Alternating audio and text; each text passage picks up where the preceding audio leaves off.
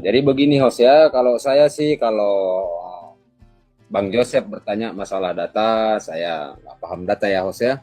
Cumannya itu tadi saya ingin bergabung ataupun berdiskusi dengan host, bukan berarti saya itu ahli data ataupun ahli bla bla bla. Saya ini orang bodoh ya.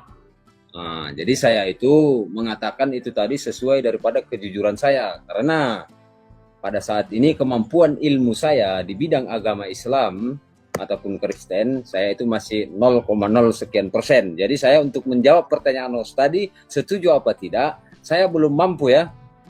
Kenapa saya belum mampu? Karena saya belum pernah mendengar dan melihat, bahkan membaca semua tulisan-tulisan yang host sampaikan tadi. Itu kejujuran saya host ya. Saya nggak mau mengatakan saya itu ahli ini, saya tahu ini. Enggak, saya jujur host. Dan mau saya itu masuk ke room ini yaitu toleransi host, itu yang terutama ya. Makanya saya buat tapingan tadi kepada host, apa nggak capek host untuk debat agama selalu. Itu salah satunya tapingan saya itu tadi ya. Jadi saya itu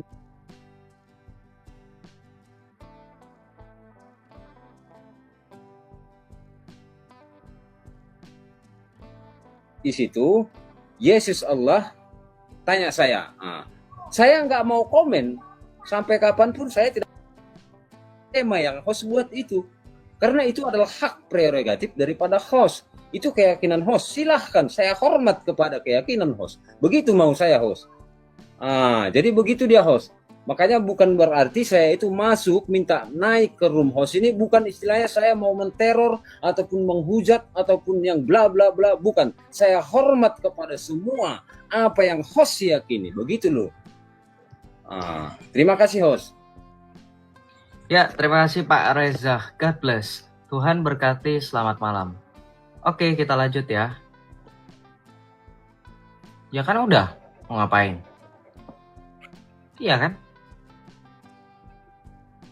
Iya, saya turunkan kan udah, karena Bapak bilang menghormati, tidak mempermasalahkan, tidak mau tanya. Terus ngapain? Diskusi itu kan tanya jawab. Makanya jangan blunder. Jangan blunder. Bapak bilang ini diskusi, ini debat, nanti bilang debat. Di sini juga nggak ada yang debat kok Pak. Ya, saya juga nggak mau berdebat dengan orang-orang seperti yang dari tadi itu. Gimana mau berdebat?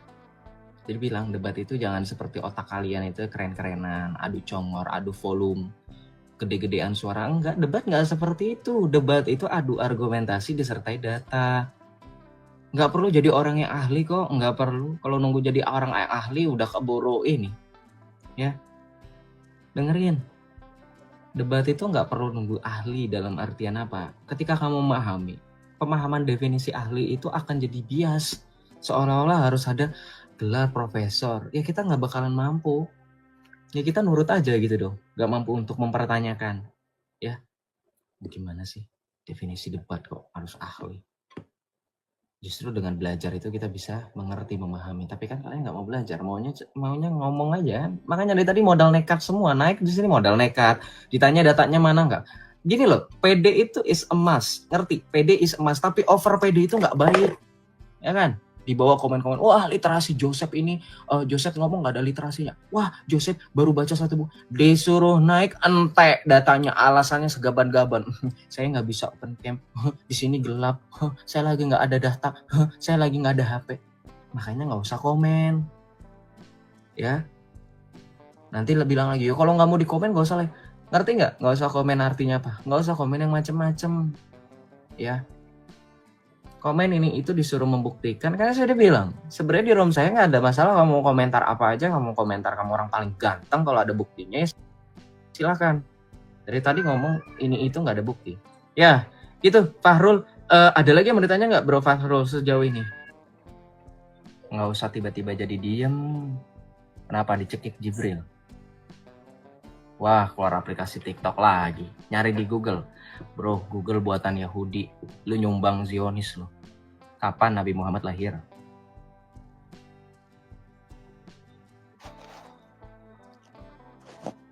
Tadi gacor boy, gacor tadi. Matamu ditanya Nabi Muhammad lahir kapan? Astaga, 12 Rabiul Awal. Astaga, Islam kelakuan begini, mencak-mencak. Ya. Nah, karena udah tahu 12 Rabiul Awal, sekarang saya tanya, dari mana dalilnya Nabi Muhammad itu lahir 12 Rabiul Awal? Ada nggak di Al-Quran? Hah? Ada nggak?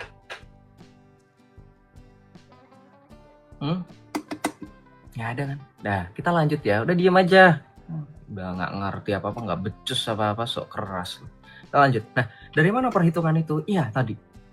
Teman-teman ketika membaca Injil Lukas, di situ kan sebelum tadi kita baca, Bro Fahrul sendiri kan lihat ya, Lukas 1:36. Nah, sebelum Lukas 1:36, Anda baca itu, Injil Lukas itu akan membuka dengan kabar.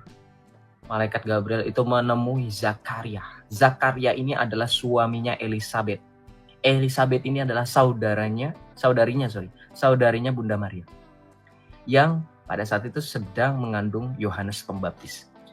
Itu Bapak Gereja itu juga menghitung dari rombongan Imam Zakaria yang bertugas pada saat itu. Dan juga menghitung kehamilan Elizabeth yang beda 6 bulan pada saat itu dengan Yesus Kristus. Dan kemudian Bapak Gereja juga menghitung tanggal malaikat Gabriel memberi kabar sukacita, yaitu pada bulan Maret tanggal 25. Itu sebab Bro Fahrul, selain merayakan kelahiran Yesus Kristus, kita juga merayakan 25 Maret lalu sebelumnya. Itu kabar sukacita, the Annunciation. Ya. Nah, itu dihitung.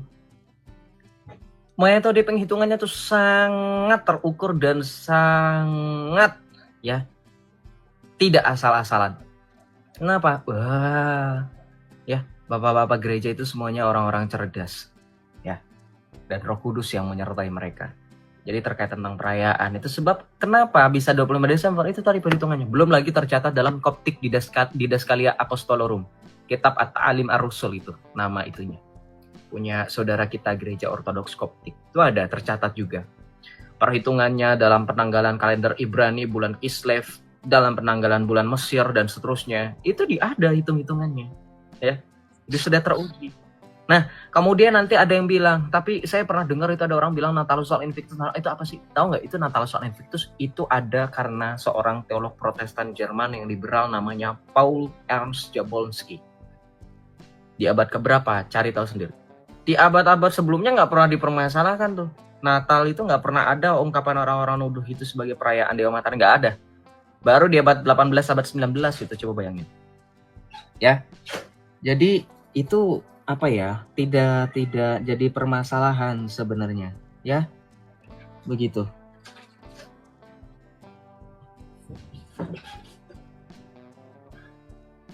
Kita lanjut. Yes, Bang. Ya. Jadi penanggalannya itu tidak asal-asalan. Seperti itu.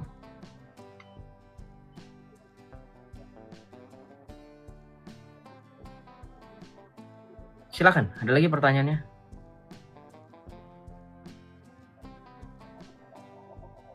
Ada lagi pertanyaan mengenai Natal. Jadi Natal kami itu sudah dirayakan oleh Paus Telephorus.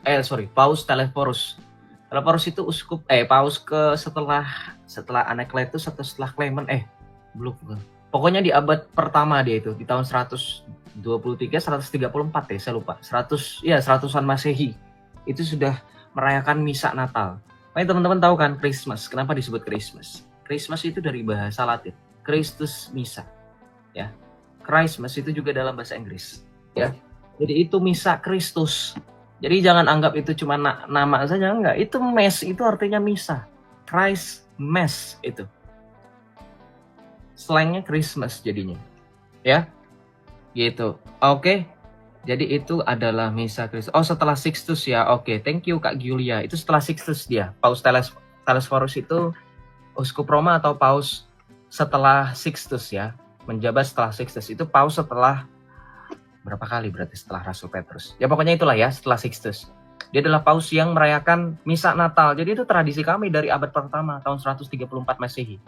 Bayangkan. Natalus Sol Invictus baru abad ketiga.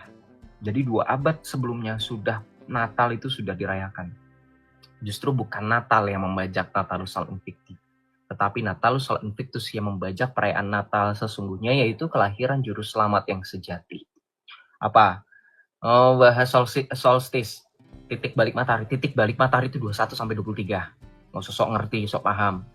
Ya udah dibantah itu, bahkan orang-orang ateis pun mengakui nggak ada hubungannya dengan Natal. Orang Natal tanggal 25 kok.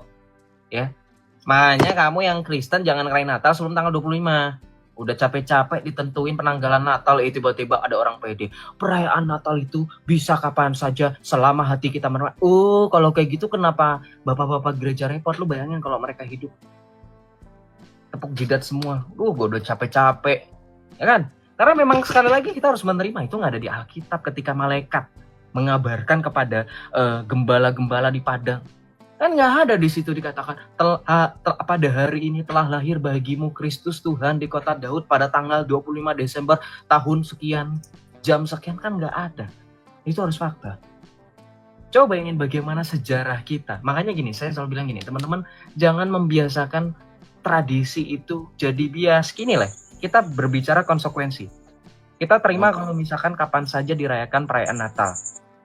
Konsekuensinya, kedepannya orang akan jadi bimbang atau bahkan aneh ketika mendengar 25 Desember. Karena kayaknya biasa Natal itu tahun kemarin tanggal 12 misalkan. Itu kalau sudah dibiasakan itu nanti jadi bias. Ngerti nggak maksudnya?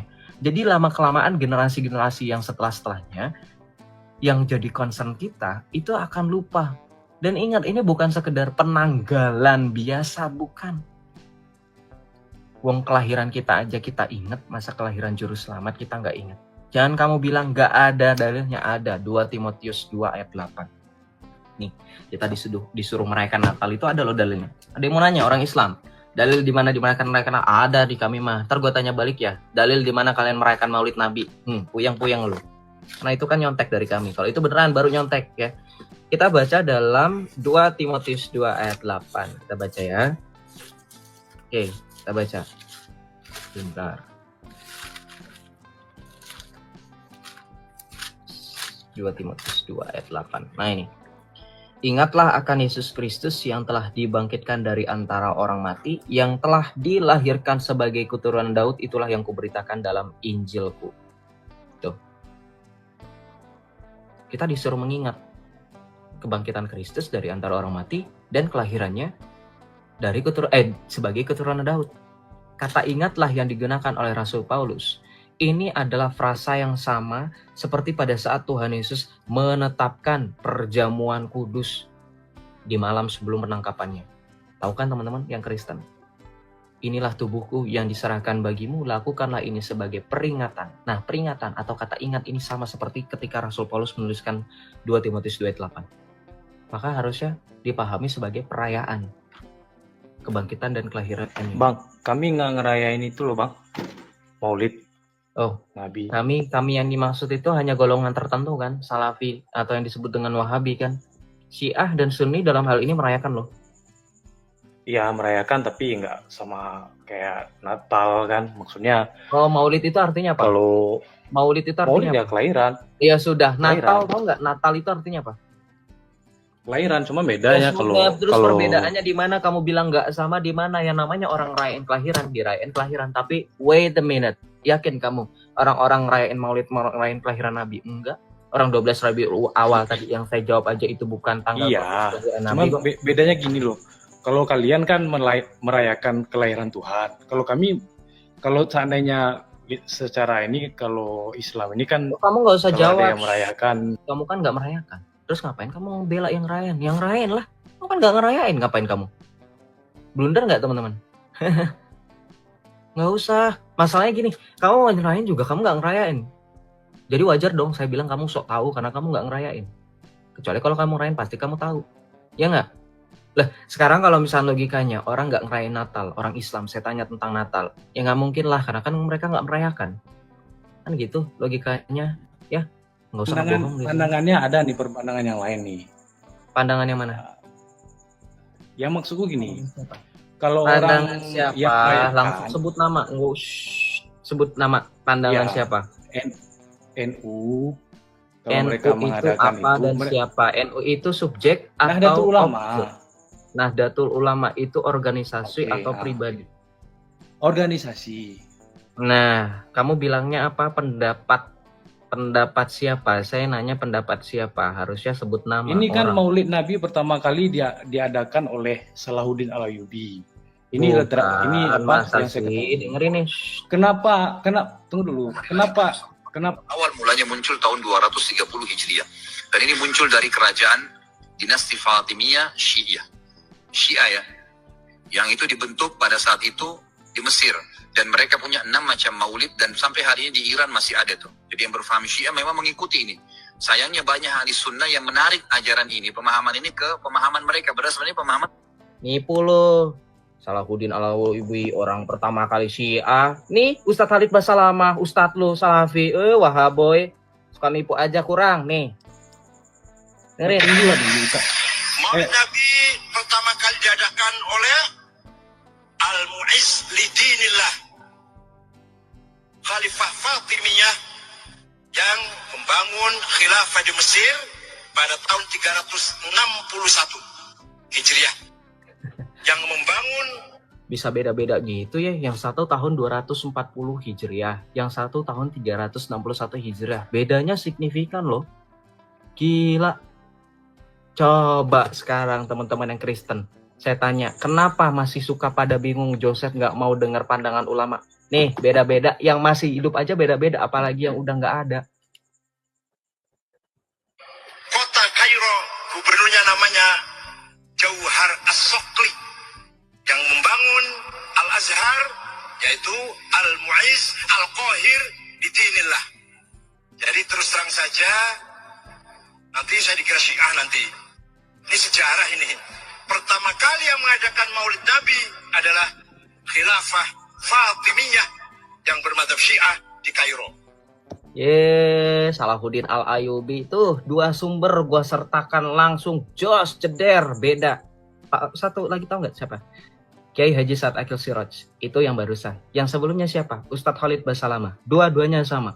Langsung sebut Syiah, dinasti Fatimiyah. Kenapa lu tiba-tiba bilang Salahuddin Al-Ayyubi terdoktrin? Gue juga waktu Islam juga, wah keren Salahuddin Al-Ayyubi pada saat penaklukan Konstantinopel merayakan Maulid Nabi.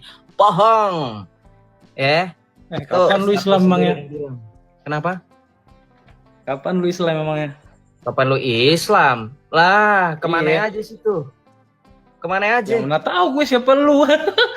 Enggak, maksudnya Makanya gue tanya. bukan harus tahu gue.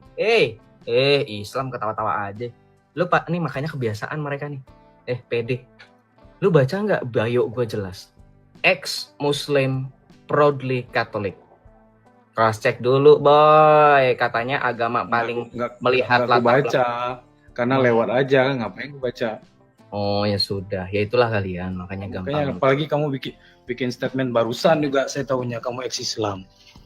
Ya itu bukan urusan saya dan itu tidak penting. Iya, sama juga. Ya kamu mau mengaburkan, kamu bohong barusan Salahuddin Al-Ayyubi. Enggak, saya enggak bohong. Sumber yang saya dapat itu. Gimana? Sebutin. Apa ya? Sebutin. Jadi begini, dari yang saya dapat. Jadi begini. Orang disuruh sebutin sumber, jadi begini. Sebutin sumbernya. Jangan kebiasaan lari-lari. Sebutin. Nggak apa-apa, saya harus nunggu 22 tahun, 2 bulan, 22 hari seperti pada saat Allah mewahyukan Al-Quran kepada kepada Muhammad melalui malaikat Jibril. Nggak apa-apa, saya tetap nunggu. Setia kok.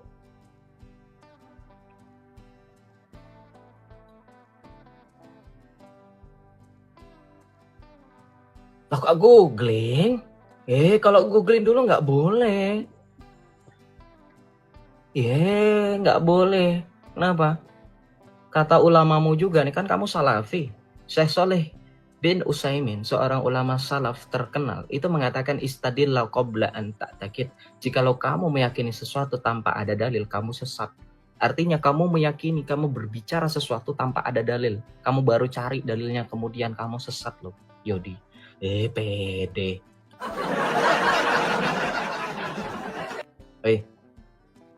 Wah, dibilang boykot itu.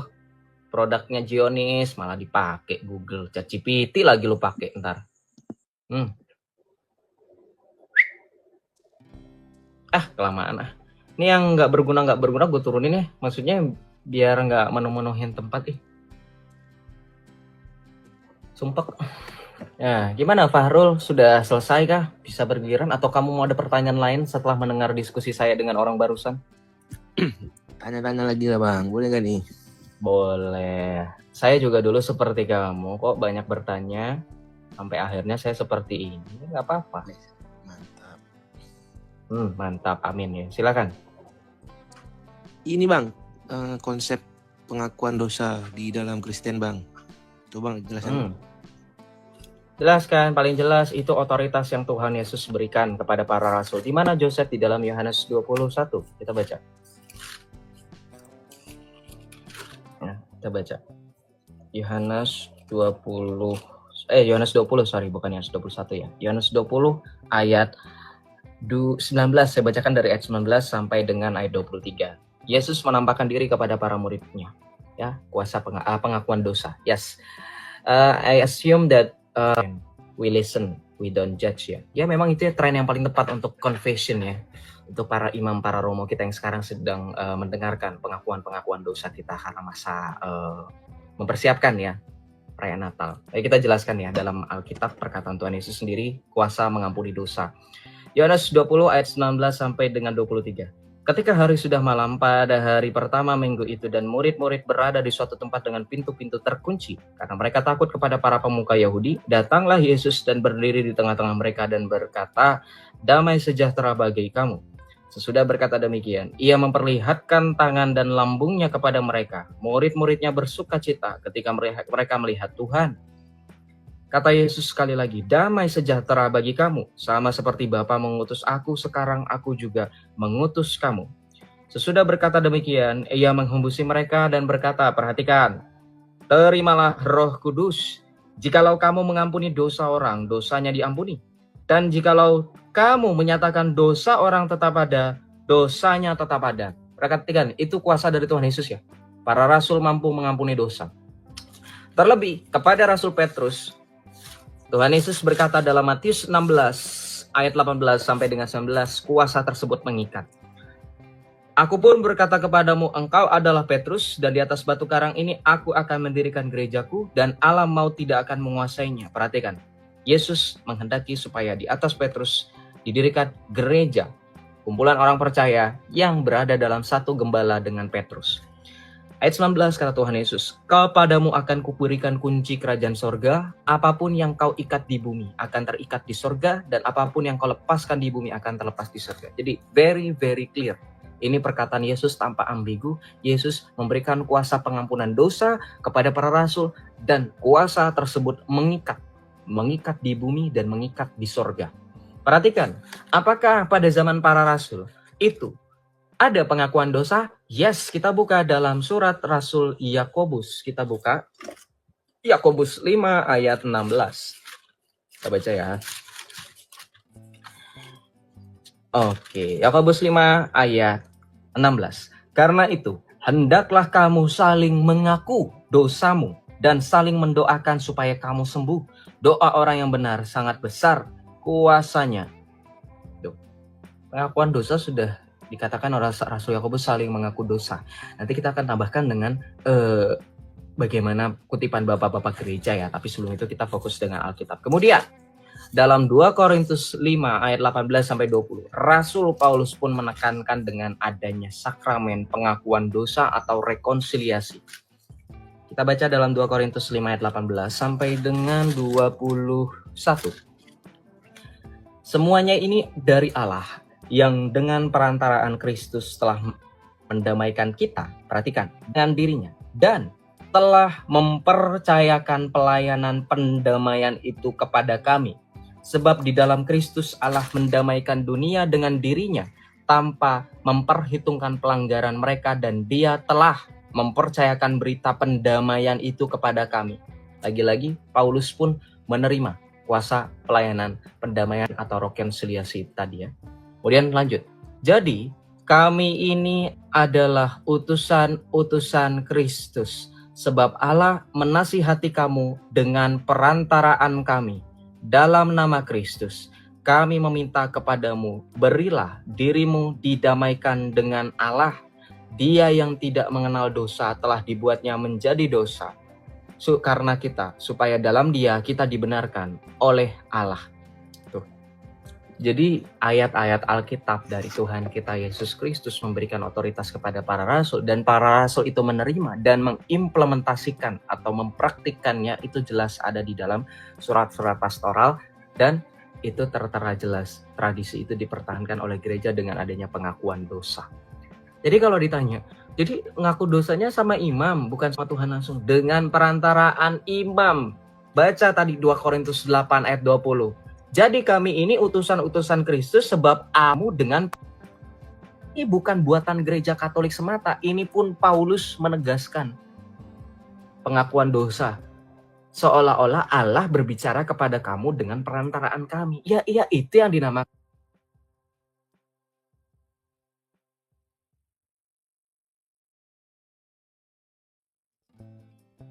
lainnya memahami. Sakramen imamat. Itu sebab imam-imam, romo-romo, mereka dikatakan sebagai istilahnya in personae Christi. Bukan tanpa alasan. Lah ini dalilnya ada.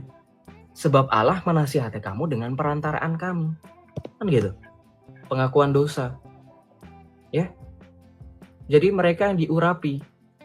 Nggak sembarangan. Terus nanti bilang gini, saya baca ya tren itu.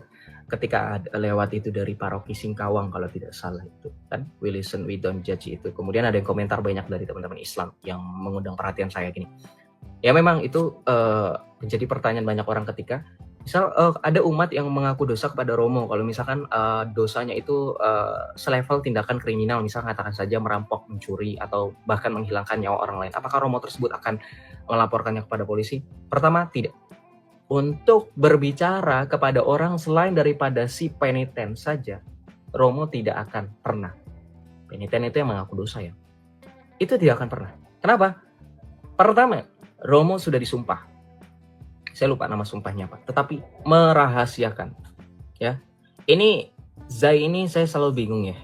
Komentar-komentar terus nggak mau nanya, kalau nggak mau nanya saya blokir. Nggak mau naik maksudnya. Nah, lanjut. Annoying soalnya. Nah, ketika romo sudah disumpah, maka apapun isi pengakuannya, teman-teman perhatikan, tidak akan dibocorkan. Nggak. Loh, terus gimana? Masa dengerin orang ngehilangin nyawa, ngerampok, romonya dimanja? Ada namanya penitensi. Ya, jangan sok tahu. Itu yang tadi saya bilang. Peniten adalah yang mengaku dosa. Saya datang ke bilik pengakuan dosa, saya disebut peniten. Penitensi adalah apa yang harus saya perbuat dari dosa saya. Oh, kamu bisa saja seorang romo akan bilang, oh kamu harus bertobat, ya, harus mempertanggungjawabkan, bisa harus ada tindakan kasih, harus berdoa Bapa kamu. Itu penitensi, ya, penitensi itulah. Nah, jadi no worries. Oh, saya takut mengaku dosa, nanti saya diaduin ke mama saya karena saya ngaku dosa ke romo. Misalkan saya diam-diam suka ambil uang mama di dompet kayak gitu ya, bagian part of your confession. Itu nggak bakal. Itu pertama itu ya, karena sumpah. Romo disumpah untuk tidak membocorkan apapun isi pengakuan dosa umatnya. Yang kedua, mikir ya, paroki yang nggak besar seperti katedral saja, itu satu romo dengerin pengakuan dosa tiap hari ada kali lebih dari 50 umat, 60 umat. Bayangin. Dan itu jedanya nggak kalian pikir sejam, enggak. Udah pada ngantri, ada antriannya teman-teman. Jadi selesai saya, misalnya saya selesai mengaku dosa. Lanjut lagi orang baru, coba bagaimana ingatnya. Mau ingat-ingatnya. Ngerti nggak maksud saya? Ingat-ingatnya, tadi si Joseph ngaku dosa ke saya, katanya dia sempat nyuri emas, misalnya gitu ya, emas 20 kilo. Nggak ada, itu udah ngantri, udah keburu lupa kali romonya kalau misalkan mau ini, ya. Itu paroki biasa loh. Gimana yang sekatedral gitu, katedral Jakarta, paroki besar gitu ya. Di situ umatnya banyak, ada 8.000 umat seperti yang di Bandung misalkan. Ya anggap aja setiap pengakuan dosa ada 70, 80, 100 lebih umat yang hadir, coba. Satu romo dengerin dengan pengakuan dosa yang, jangan pikir teman-teman pengakuan dosa itu romo saya mengaku dosa, saya mencuri, saya menghilangkan barang, saya begini. Enggak, diceritakan kalau bisa ya. Dan itu daftarnya kalau yang panjang ngerti ya. Jadi teman-teman yang di luar dari outside of the Catholic Church, jangan assuming yang bermacam-macam yang kalian nggak punya data. Itu sudah menjadi bagian tradisi gereja yang dipertahankan. Tadi kita sudah mendengar ayat-ayatnya dalam Alkitab dan it is very biblical. Itu sangat alkitabiah. Bahkan otoritas dari Tuhan kita Yesus Kristus langsung dan implementasinya dibuktikan dari praktik para rasul. Rasul Yakobus dan Rasul Paulus. Kemudian tadi berkenaan dengan kekhawatiran-kekhawatiran yang menjadi timbul pertanyaan ya di tengah orang-orang yang di luar daripada gereja Katolik. Itu ya, pengakuan dosa seperti itu gambarannya. Gitu ya, di katedral itu baru kemarin dari hari Selasa sampai dengan hari apa ya saya lupa. Pokoknya dari jam 6:30 di Katedral Jakarta. Gitu ya, Bro Fahrul, semoga menjawab terkait dengan pengakuan dosa. Jadi memang itu otoritas langsung dari Tuhan kita Yesus Kristus. Makanya untuk membuktikan Yesus adalah Tuhan, kurang apa lagi?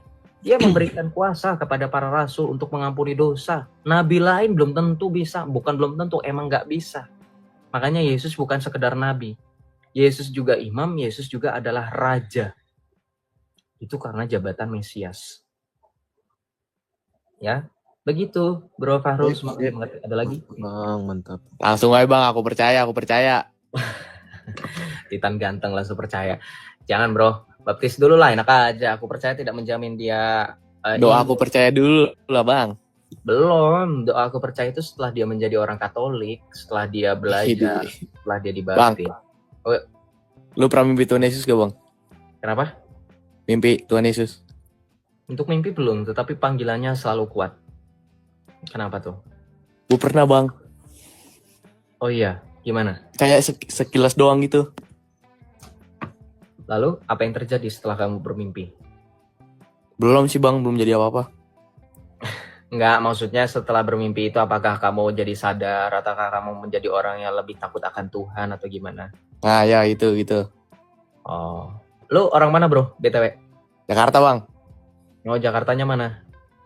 Tara. Oh, Utara, Cakung. Ya betul, ih tahu aja lu.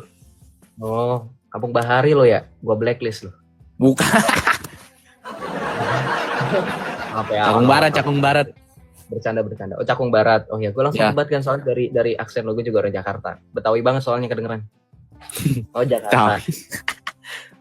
Kalau berarti lo gerejanya di mana? Pademangan, bukan?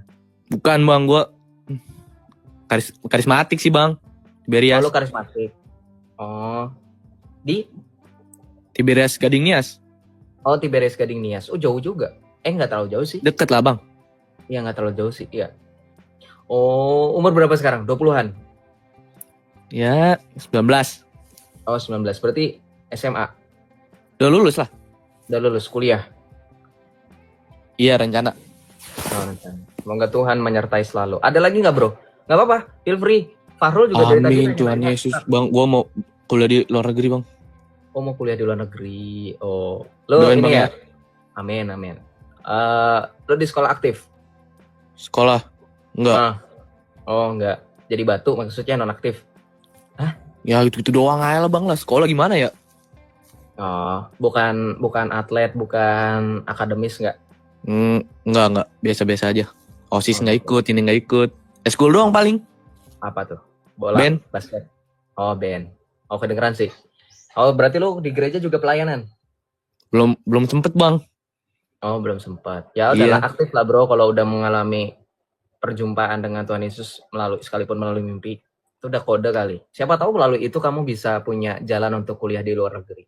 Amin Tuhan Yesus, amin. Makasih bang ya. Iya, tapi tetap harus usaha ya bro. Jangan cuma amin berdoa aja. Ora et labora, berdoa dan bekerja. Lo juga harus belajar. Karena kuliah di luar negeri nggak semudah itu bro. Iya bang ya. Ih, Yo. gila. Makasih bang ya. Anjing semua seneng banget gua. Wih. Tapi ingat, di depan publik kayak gini jangan pakai kata-kata anjing itu. Oh iya bro. sorry bang ya, kebiasaan Gak bang ya. apa-apa, kalau sama gue nggak apa-apa. Kalau gue juga gue nggak pernah munafik. Gue kalau di tempat sama teman-teman gue, sama tongkrongan dan seterusnya nggak pernah yang kayak gini jaga image. Tapi kan di sini kita juga harus tahu situasi dan kondisi, maksud gue. Tapi nggak apa-apa, slow. Gitu. Lu belajar di mana sih bang kayak gini bang? Belajar di mana? Sebenarnya kalau ditanya belajar di mana, belajar itu kan nggak harus dengan formal ya bro ya, harus kursus gitu juga. Memanfaatkan teknologi. Gue suka nonton channel Romo, katekesi singkat. Kalau misalkan lu mau nonton itu ya berarti katkit ya. Kalau disingkat itu Romo. Terus ada Romo Joseph yang sesuai dengan nama gua. Tapi beneran, Bible Learning by Father Joseph itu di YouTube. Terus kadang sama Romo Bayu Rusana. Jadi kebanyakan sama Romo-Romo Katolik sih, mengenai sejarah gitu, mengenai Nonton YouTube gitu bang. betul. Tapi juga gue juga pernah bilang kan, kalau teman-teman yang merasa nyaman dengan dengan tontonan YouTube hanya sekedar mendengarkan ya feel free. Tapi saran dari gue tetap pembaca gitu, kayak beli-beli buku-buku pengajaran iman gitu. Kalau gue biasanya beli-beli buku dari Coach Charles gitu, buku pengajaran iman tentang Katolik itu banyak banget, tentang teologi juga, tentang sejarah juga ada, seperti buku tentang sejarah itu gagasan yang menjadi peristiwa itu bagus. Kemudian juga menguak Injil-Injil rahasia itu kan juga selain bahas tentang membahas tentang histori lah, lebih banyaknya, lebih dominannya gitu. Makanya gue bilang ya itu, banyakin membaca juga, jangan malas membaca gitu. Selang-selingin aja, sambil dengerin musik gitu. Tapi bro, kalau gue boleh tahu berarti, tapi lu aktif gereja nggak? Gereja aktif. Aktif, puji Tuhan. Ya pertahankan lah kalau misalkan ini inisiatif jadi pelayan gitu, jadi maksudnya musik kah atau apa gitu. Iya bang, sebenarnya gue pengen banget pelayanan bang. Tapi belum nanti ya. waktunya aja. Oh iya. Oh, tapi kan sekarang udah lulus, harusnya udah bisa, bro. Iya sih ya. Harusnya bisa. Lu nggak apa sih? Gak tau gue. Kenapa ya kalau ngomong-ngomong orang gini? Tapi lu follow gue dari kapan, bro? Kayaknya ini banget. Nah bang? Follow gue dari kapan? Baru sekarang. Kapan ya? Nggak tahu. Pokoknya pas FPP ya. Yang kemarin tuh siapa namanya ya? Kores. Pakai kacamata hitam. Gak tau, lupa, pokoknya minggu lalu kayaknya dah. Oh, baru. Oh, gue pikir udah lama. Ya udah nggak apa-apa, salam kenal. Oh, ini bro. Semenjak apa? Yang pakai bahasa Arab itu. Gue selalu pakai bahasa Arab kalau misalkan buat ngetes kadrun. Iya begitu. Pokoknya lu ngomong apa ya? Arab tuh bukan bahasa Islam. Nah, itu. Gue selalu ngomong itu, bro, hampir tiap saat. Nah, ya begitu bang. Yang itu. Ya udah nggak apa-apa. Oh, salam kenal ya, bro. Semangat ya, bro. Gue demen kalau misalnya ada anak muda yang maksudnya masih antusias, bukan masih, memang harus ya, antusias atau excited dengan imannya sendiri. Luar biasa ya. Bang lah, ya. Walaupun orang cakung, walaupun orang jakut ya. Gue nggak bercanda. Gue nggak. Tapi lu tahu nggak bang? Kenapa? Gue pas sekolah, gue Kristen sendiri di kelas bang. Oh iya, negeri dong. Gue enggak, swasta. Swasta tapi mayoritas dari mereka. Nah gue di kelas nih, gue pengen berantem bang. Oh, cuman gara-gara lu pasti dicengin. Iya, dicengin. Tahu lagu apa Dulu Tega kan? Tahu. Itu gue dinyain begitu. Gue pengen nampol mukanya tapi kesian bang. Nampol lah, ikut boxing lah biar bisa nampol. Duh, ya ada sebenarnya sekarang baru ada boxing nih. Terus? Tapi gimana bang ya? Mereka mayoritas bang. 37 orang. Gue sendiri. Gue juga kemarin selalu sendiri kan. Mereka memang seperti itu. Mereka membanggakan dengan kuantitas yang mereka punya. Makanya kualitas itu mereka nggak punya. It's a fact gitu. Makanya tunjukin sekalipun. Ya kayak David dan Goliath aja. Gitu. Kayak bagaimana perang, tahu nggak? Secara sejarah kita juga pernah mengalami kondisi yang sama. Pada saat Liga Suci, pada saat itu perang Lepanto, tahu nggak? Pernah dengar nggak? The Battle of Lepanto is the biggest miracle yang sebenarnya itu berhubungan dengan keberadaan kita sebagai Kristen. Karena gini, perang Lepanto itu juga kita kalah jumlah dengan Saracen. Kita sebut mereka Saracen, bro, atau Mohamedan. Kalau misalkan melihat bagaimana pujangga gereja seperti Alfonsus di Liguori itu menyebut mereka itu sebagai Mohamedan. Nah, itu pada saat itu kalah jumlah. Tapi berkat dari doa, berkat dari perantaraan Bunda Maria, makanya ada Battle of Lepanto, kita menang. Padahal waktu itu kita sudah terseok-seok, udah kalah jumlah pokoknya. Nah, tetap seperti itu. Karena Alkitab pun mencatat peristiwa seperti David and Goliath, ya, Daud dan Goliath, terus juga banyak lah ya mujizat-mujizat yang terjadi. Tapi itu, ingat, gue bukannya langsung kekerasan gitu, nggak. Gue cuma bercanda. Boxing ya masuk untuk sebagai bela diri. Martial art itu harus ya bela diri. Kalau misalkan udah mulai intimidasi, main kekerasan fisik. Tapi ingat, sekalipun kita seperti itu, kita ingat di hukum kita yang pertama itu kenakanlah kasih, ya hukum kasih, gitu. Tapi kalau misalnya berbicara mengenai intimidasi, Tuhan Yesus dan para rasul tidak pernah memberikan diri ditindas begitu saja ya, karena kita tahu di dalam Alkitab Tuhan Yesus memberikan pertanggungjawaban ketika Tuhan Yesus dipertanyakan dengan pengajarannya. Para rasul pun juga sama, membela. Jadi bukan artian hukum kasih itu menjadikan kita orang yang tidak mampu untuk membela diri dan membela iman. Bukan seperti itu ya teman-teman ya. Tapi tetap jangan menggunakan kekerasan jikalau tidak dalam kondisi yang terpepet. Gitu. Untuk membela diri ya tentunya, bukan untuk itu. Gitu bro. Semangat ya bro ya. Iya bang ya. Kita Kasih, main, Bang, ya. kita kadang ke daerah itu kan, Tiberias yang Gading Nias itu ya Om Don ya. Deket-deket situ kok gue juga mainnya. Daerah situ. Kapan-kapan kita main bareng bro. Nongkrong bareng Ih, sama mantap teman-teman lainnya. ketemu Abang Joseph kita ya. Yo gue nggak kayak gini kok di aslinya, ntar lu juga lu kaget. Orang-orang yang pernah ketemu gue juga kaget nih, Joseph nih beneran gitu. Rumah lu di mana emang bang? Adalah mepet selatan lah, kita orang selatan bos. Ih, jauh amat. Yes. Lu orang selatan mainnya ke utara. Iya, iyalah. Biar jadi ini, biar keren sedikit, pakai ai gitu. Keren aja Axel lah. Enggak lah, bosen.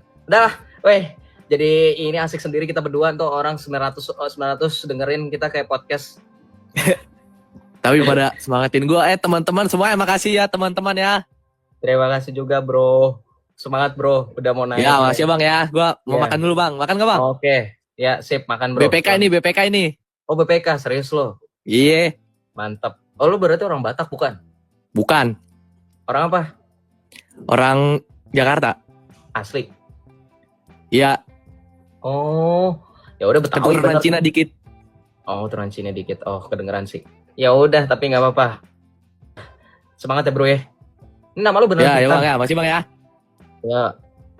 Ya, Tuhan berkati selalu bro Titan. Amin. Tuhan berkati juga bang. Amin. Dadah. Oh, dadah, shalom. Seru loh orang itu. Gue pikir bapak-bapak tadi. Ya, Bro Fahrul gimana lanjut? Gak apa-apa. Silakan, ada yang mau ditanyakan? Udah aman sih bang. Udah aman. Gak apa-apa kalau misalnya ada yang mau ditanya, nggak usah merasa nggak enak, karena penonton-penonton saya sudah tahu kok di room saya seperti apa. Kalau mereka paham ketika ada orang-orang seperti kamu yang memang tulus untuk bertanya, untuk mencari wawasan, mereka akan senang. Gitu. Justru mereka akan sangat gimana? Ya, sebenarnya tuh aku tuh senengnya sejarahnya sih sebenarnya. Karena kan Kristen ini kan bagian dari agama Abrahamik ya. Yang paling tua itu kan Yahudi, baru muncul Kristen, baru muncul Islam. Nah, tiga ini kan dalam satu ruangan atau satu lingkungan ya Abrahamik tadi lah. Makanya aku kayak suka belajar sejarah aja, sambung mana, sambung sini, sambung sana gitu. Iya, ingat bro. Iya, ingat bro ya. Memang semuanya itu adalah jalan menuju Tuhan. Tapi satu-satunya jalan yang Tuhan sendiri sediakan itu hanyalah Kristus dan gerejanya. Karena Yesus satu-satunya di muka bumi ini pribadi yang berani mengatakan akulah jalan dan kebenaran dan hidup. Itu tadi, tidak seorang pun sampai kepada Bapa kalau tidak melalui aku, itu cuma Tuhan Yesus. Itu perkataan dia sendiri, tinta merah, tidak diragukan lagi. Dan surprisingly, itu salah satu nama dari Asmaul Husna ketika Tuhan Yesus bilang, Ana huwa Thoriq al-Haq al-Hayah. Tuh, al-Haq dan al-Hayah adalah salah satu nama dari Asmaul Husna. Al-Haq artinya kebenaran, dan al-Hayah artinya sang hidup, memberi hidup. Itu Yesus sudah ngomong terlebih dahulu, memberikan pernyataan deklarasi jelas. Sebenarnya ada banyak lagi, contoh akulah yang awal dan akhir, ana huwal awalu wal akhiru, ya gitu. Contoh lagi, ana huwa nurul alamin, akulah terang dunia. Itu kan salah satu Asmaul Husna juga, al awal, al akhir, dan an-nur. Yesus ngomong. Jadi ketika orang ngomong, di mana Yesus mengaku dirinya Tuhan? Tuhanmu sendiri punya istilah Asmaul Husna, nama-nama lain. Yesus juga tuh udah terlebih dahulu memperkenalkan itu. Jadi ada cara lain untuk menunjukkan dia Tuhan, yaitu dengan nama-nama lainnya. Itu Yesus sendiri yang ngomong. Ya, pernyataannya jelas. Akulah terang dunia, akulah jalan, akulah kebenaran, akulah hidup. Akulah yang awal, akulah yang akhir. Kan gitu. Ya. Begitu. Nah, kalau ngomong sejarah juga tetap harus ada yang satu yang benar. Nggak bisa tiga-tiganya benar. Gitu, bro. Seperti pilihan ganda. Mencari salah satu yang benar. Kalau ada pilihan jawaban semuanya benar, itu namanya bukan pertanyaan yang solutif ya. Gitu. Sama seperti dalam iman. Dalam iman kita juga harus punya satu keyakinan yang teguh. Dengan iman yang betul-betul mendalam. Salve Kak Joseph, salve Kak Uriel, Kak Feby Uriel. Gitu. Ya, Yesus pakai kata aku. Gitu, bro. Ada lagi? Yap, thank you bang. Sama tadi tuh kayak si Titan. Aku juga nemu FYP abang dari yang bahasa Arab itu. Oh, begitu. Baru pada follow ya. Nggak apa-apa, puji Tuhan. Salam kenal ya, bro ya. Salam kenal buat teman-teman yang baru Ya, follow. bang. Thank you. Yo bang, turun ya. Thank you bang. Sip. Terima kasih juga udah mau stay. Tuhan berkati ya. Yo. Yuk. Gitu. Enak ya kalau misalkan diskusinya enak. Oke, teman-teman. Nih, beginilah Joseph kalau misalnya sudah kasihkan ya. 2 jam 34 menit. Sekarang jam 20.55. Ya, janji saya tadi jam 9 kita sampai. 5 menit saya pakai ngobrol-ngobrol santai. Kenapa saya live-nya cepat? Karena tadi saya sudah mulai dari jam 6. Dari jam 6. Dan saya juga lagi nggak enak badan sebenarnya. Lagi meriang. Gitu. Jadi saya nggak bisa malam-malam sekalipun live-nya mulai. Justru saya live-nya mulai lebih awal supaya saya bisa tidur lebih awal juga. Karena memang kayaknya karena kurang tidur. Gitu. Cari teks original. Kamu ini didoktrin Antun Batam. Cepat sembuh. Terima kasih doa-doanya teman-teman. Terima kasih, Tuhan berkati. Joseph sakit pun masih bisa beast mode. Bisa aja sih Tokin. Jaga kesehatan guys, musim flu. Terima kasih Halil. Terima kasih Bro Khalil. Iya, sebenarnya bukan hanya musim flu tapi juga musim peralihan cuaca karena memang pemerintah kita usaha untuk modifikasi cuaca dengan banjir dan seterusnya. Jadinya ya kadang penyesuaian suhu tubuh kita itu kan kadang kaget ya. Hari ini misalkan hujan nih tadi sore. Padahal tadi pagi panas sekali Jakarta ya kan. Terus nanti tiba-tiba besok paginya hujan, sorenya panas. Itu yang bikin kaget gitu. Yang bikin kaget suhu tubuh kita gitu. Ya, kalau ditanya minum obat saya paracetamol teman-teman nih. Paracetamol sudah saya minum tadi nih. Cuman kan kalau saya minum 2 kaplet kan overdosis ya. Ini 500 mg, saya harus minum 1000 mg. Nggak mungkin. Makanya paling istirahat. Gitu ya. Terima kasih ya teman-teman yang sudah mendoakan. Tuhan Yesus memberkati. Iya betul. Joseph, shalom juga. Dan Adias, live mulai jam berapa biasanya? Saya tidak pernah punya jadwal yang tetap ya. Ini informasi buat teman-teman juga. Buat yang bertanya di DM, mohon maaf belum terjawab. Saya jawabnya sekalian aja nih. Buat di YouTube juga teman-teman. Ada jadwal apa enggak? Makanya tuh ya di YouTube itu pasti juga pikirannya, aduh Joseph ini kadang suka tiba-tiba kita harus standby juga bingung gitu. Bukannya GR, emang ada yang DM saya kayak gitu. Jadi memang nggak pernah pakai misalnya Senin sampai Jumat enggak. Karena pertama saya masih proses magang, terus juga nanti akan disibukkan lagi karena saya sudah langsung akan kerja. Puji Tuhan lagi tinggal nunggu jawaban approval. Ya karena tadi saya juga sudah interview ya. Terima kasih Tuhan. Teman-teman mohon doa ya semoga diterima. Jadi saya langsung bekerja gitu. Jadi mungkin waktunya agak lebih terbatas lagi gitu. Gitu sih ya, jadi memang tidak pernah saya patokkan gitu karena saya juga selain punya kesibukan itu saya juga ada kegiatan olahraga, nge-gym, kardio juga. Nah Nandar ini teman-teman sampein ya ke si Yonatan Nandar, saya bukan pengacara seperti dia, pengangguran banyak acara nih. Dia invite saya decline ya, orang udah mau nutup kok, udah mau selesai kok ya.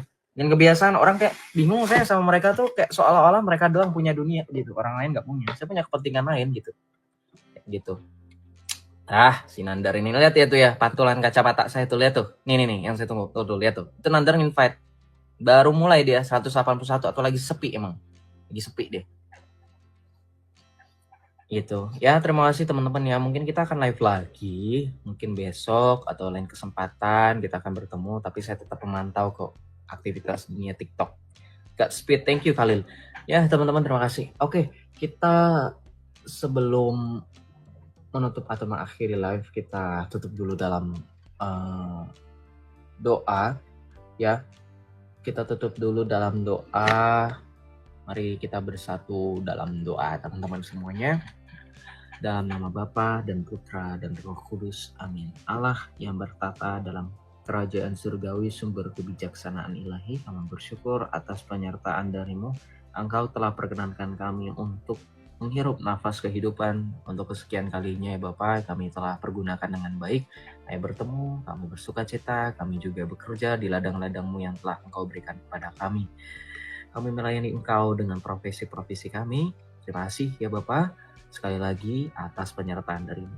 Ya Bapa, kami juga mau mengakui segala kelemahan-kelemahan dan keberdosaan kami, tingkah laku kami sepanjang hari ini kami serahkan ke dalam kerahiman-Mu yang tak terbatas.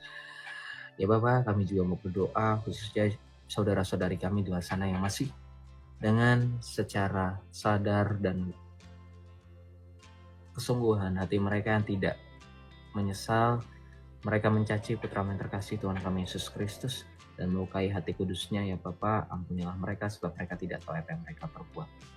Ya Bapa, kami juga mau berdoa bagi saudara-saudara kami, khususnya juga kami secara pribadi yang dalam hari ini, detik ini, dalam pergumulan, dalam persoalan, dalam kegelisahan, sakit penyakit, ya Bapa, kami percaya dengan darah putra-Mu yang terkasih Tuhan kami Yesus Kristus, oleh karena bilur-bilurnya kami disembuhkan. Ya Bapa, sebentar setiap dari kami ingin beristirahat, kiranya utuslah malaikat-malaikat-Mu untuk berjaga-jaga di sekeliling kami, agar kami dapat beristirahat dengan nyenyak dan dapat bangun keesokan paginya seperti biasa dengan sehat, dengan bugar, dengan fit, dan tentunya dengan ceria dan sukacita, sambil mewartakan Injil keselamatan yang telah Engkau nyatakan kepada kami melalui Putra-Mu yang terkasih Tuhan kami Yesus Kristus. Ya Bapa, terima kasih, doa ini kami serahkan ke dalam tangan pengasihan-Mu dengan perantaraan Putra-Mu yang terkasih Tuhan kami Yesus Kristus yang bersatu dalam Dikau, dalam persekutuan Roh Kudus, Allah yang berkuasa kini dan sepanjang segala masa. Amin. Dalam nama Bapa dan Putra dan Roh Kudus. Amin.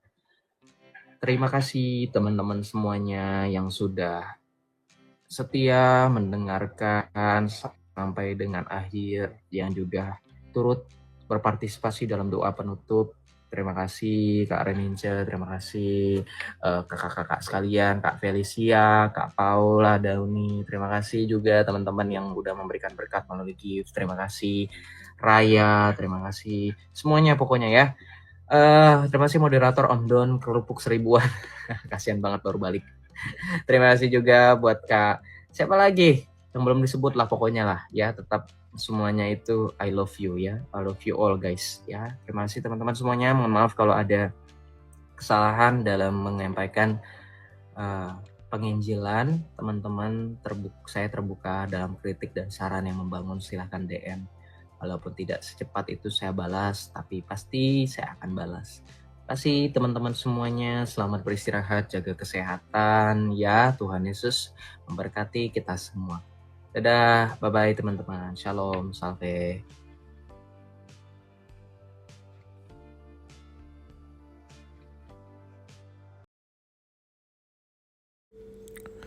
Ya baik teman-teman, itulah tadi diskusi yang luar biasa sekali dari Joseph, dimana dia membahas banyak sekali topik yang ditanyakan oleh para kadrun, dan di situ kita bisa lihat bahwa Joseph bisa menjawab semua pertanyaan dengan sangat baik. Dia sangat menguasai setiap topik yang ditanyakan oleh para kadrun. Meskipun mungkin para kadrun ini mengira bahwa Joseph tidak akan bisa menjawab, tapi pada kenyataannya Joseph menjawabnya dengan baik, dan dia memiliki banyak sekali pengetahuan di bidang itu, sehingga apapun yang mereka tanyakan ya Joseph bisa menjawabnya dengan baik. Namun di sisi lain para kadrun ini minim data, minim dengan literasi dari apa yang mereka sampaikan. Mereka justru mengatakan bahwa Joseph ini tidak punya data yang lengkap, tidak punya literasi. Namun ketika mereka ditanya, mereka sendiri tidak bisa menjawab, mereka tidak tahu apa yang mereka katakan itu dari mana, dasarnya apa, mereka tidak tahu. Sehingga ya kita bisa lihat sendiri siapa yang sebenarnya minim literasi dalam hal ini. Dan bisa dibilang mereka ini kurang sekali dalam hal membaca data, memahami dengan lebih dalam ya. Mereka memahami dengan sangat dangkal dengan pemikiran mereka sendiri, dan mereka pikir mereka sudah menguasai, mereka pikir itu hal yang cukup, sehingga itu membuat mereka seperti sombong. Tapi pada dasarnya mereka tidak punya banyak pemahaman yang benar tentang apa yang mereka percayai. Justru mereka senang sekali menuduh, membuat sebuah kesimpulan ataupun sebuah tuduhan yang tidak ada dasar yang jelas. Dan itu ya mereka lakukan terus menerus dengan alasan ya mereka punya hak dan segala macam ya. Dan itulah yang sering terjadi ya. Dan kita sebagai umat Kristen, kita perlu terus mendukung para apologet ini supaya mereka bisa memberikan jawaban yang terbaik. Mereka bisa memberikan jawaban yang memang sesuai dengan apa yang ada di Alkitab. Tidak asal bicara tanpa menggunakan data yang benar, sehingga tidak ada pihak-pihak yang dirugikan ataupun pihak-pihak yang disesatkan melalui pernyataan kita. Ya, itu saja teman-teman. Terima kasih sudah menonton video ini. Jangan lupa untuk tonton juga video-video yang lainnya yang ada di channel ini, karena masih banyak video-video yang luar biasa dan juga bisa memberikan pengetahuan yang baru untuk teman-teman semuanya. Ya, terima kasih teman-teman. Jangan lupa untuk subscribe, like, komen, dan share. Sampai jumpa di video berikutnya. Tuhan Yesus memberkati. Shalom.